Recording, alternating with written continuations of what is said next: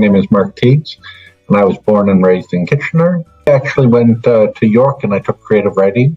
That was back in 1990, so it's quite a while ago. And I've been writing on and off ever since then. I think it's a unique way to be creative. It's different than other forms of creativity, like writing prose or television or music or any other things that people like to do for creativity. It's very unique, and I like the fact that it's generally shorter than other creative things. That's something that really appeals to me because I don't have a huge attention span, so I like keeping things short. I think it's important because it still exists and it's meaningful. When there's so many other things vying for people's attention, the fact that people still enjoy reading and writing poetry is what's really important about it as far as I'm concerned. Experimental, nonsensical, and unique.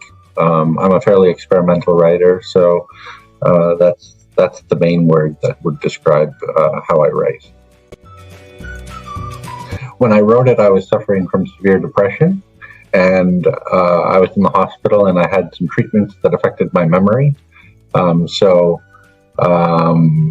It's really difficult for me to remember what I was thinking when I wrote this poem. I was probably inspired mainly by my treatment and the people I met in the hospital. Really interesting people, great people to meet in difficult circumstances, but that's what inspired me to write. But a short 3 lines can be meaningful. I actually wrote a whole book of poems that was published in Japan.